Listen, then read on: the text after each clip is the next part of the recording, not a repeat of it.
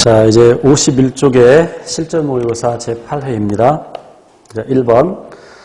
탄저균이 탄저병의 원인이다는 것을 증명하고자 코의 가설에 적용시킬 때 순서 옳은 것. 코의 가설이라는 것은 뭐냐면 세균 병원설이죠. 특정 세균이 특정 질병의 원인이다.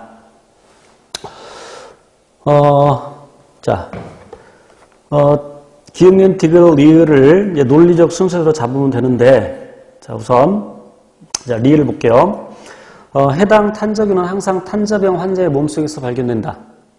그러니까 탄저균이 탄저병의 원인이라고 생각을 하겠죠. 그러니까, 어떤 탄저병 환자에서는 탄저균이 발견되고, 어떤 환자에서 발견이 안 되면 이런 생각을 하지 못하겠죠. 그래서 맨 처음에 리을을 잡아야 되고요. 그래서 이제 그 탄저병 환자의 몸에서 탄저균을 뽑아내야 되겠죠. 그래서 그걸 한번 길러보는 겁니다. 그래서 기억이죠. 탄저균을 숙주의 몸에서 채취하여 순수 배양하여 기른다.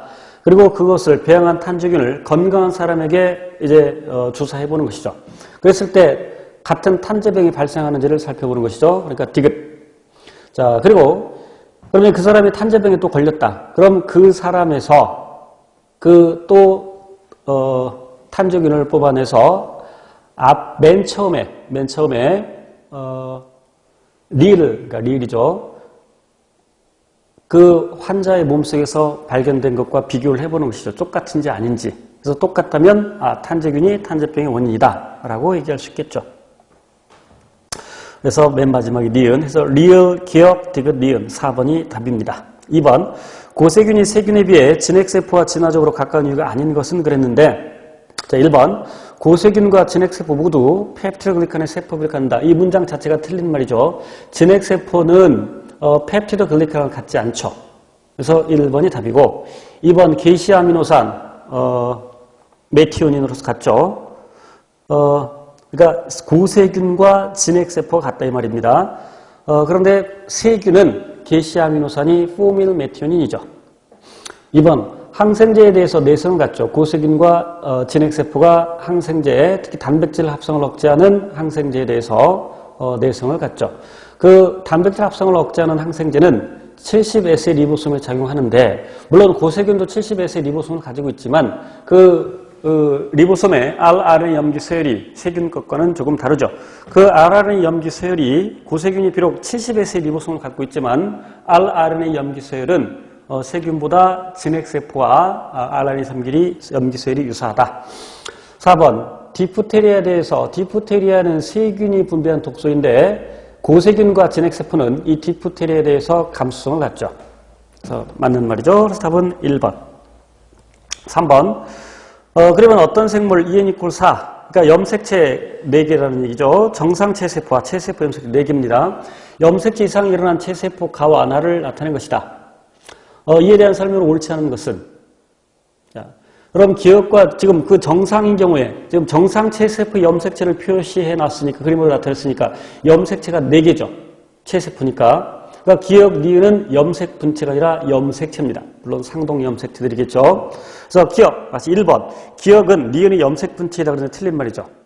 염색 분체가 아니라 상동 염색체입니다. 자, 2번. 가에서 역위가 이루는 염색체가 있다. 역위는 하나의 염색체에서 염색체 일부분이 뒤바뀐 거죠.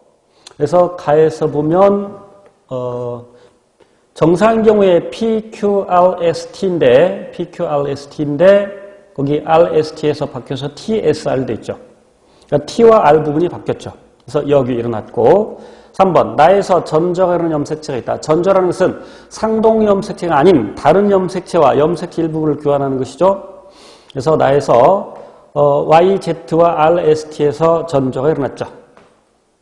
맞고요. 4번 가와나의 염색체 이상은 핵형 분석을 통해 식별할 수 있다. 핵형 분석이라는 것은, 핵형이라는 것은 염색체 수와 모양, 크기. 그럼 핵형 분석은 염색체 수, 모양, 크기를 조사하는 것이니까 정상 염색체와 비교해서 다른 것을, 정상 세포 염색체와 비교해서 다른 것을 알아낼 수가 있죠. 그래서 4번 맞죠. 답은 1번. 자, 넘겨서 4번. 표는 우리 몸에 있는 세 종류의 근육 A, B, C의 특징과 형태를 나타내고 있는데, 자, A는 골격에 붙어 골격의 움직임을 일으키니까 골격근, B. 소화관과 같은 내장기관을 구성하니까 내장근. C. 심장에서만 발견되는 근육이니까 심장근. 골격근은 구조적으로 가로무늬근이면서 수의근. 내장근은 민무늬근이면서 볼수의근. 심장근은 가로무늬근이지만 볼수의근. 자, 기억. A의 근육섬유는 여러 개의 핵을 가진 세포이다. 골격근 세포는 세포가 분화 과정에서 세포가 분열한 다음에 다시 융합, 분열한 다음에 다시 융합. 그래서 하나의 세포에 여러 개의 핵을 가지고 있죠. 그래서 기억 맞고. 니은. B는 내장근인데 대뇌의 조절을 받아서, 내장근은 불수의근이기 때문에 대뇌의 조절을 받지 않죠. 니은 틀렸고. 디귿. C는 자율신경의 조절을 받는 불수의근이다. 물론 심장 근육은 스스로 수축이완이 가능하죠. 물론 그 심장세포 중에서도 동방결절이라는 그 부분의 세포들은 스스로 수축신호를 발생시킬 수 있죠. 그러나 자율신경의 조절을 받아서 교감신경의 신호를 받으면 심장박동이 빨라지고 부교감신경의 신호를 받으면 심장박동은 느려지죠. 어쨌건 불수의근이라는 거 맞습니다. 자율신경 조절을 받는. 그래서 기억과 디귿이 답 2번이죠. 5번. 단백질에 대한 설명으로 옳지 않은 것은 1번. 프리온은 마이크로 RNA로부터 합성된다 그랬는데 프리온은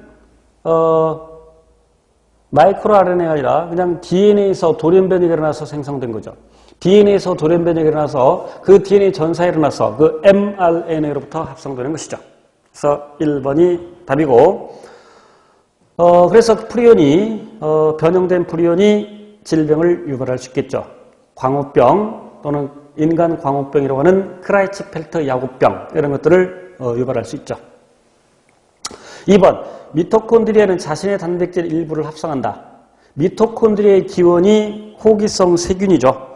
호기성 세균일 때 스스로 단백질을 합성할 수 있었죠. 그 기능을 지금도 가지고 있다. 그래서 2번이 맞는 말이고, 우리 지난 토요일에 카페 모의고사를 봤는데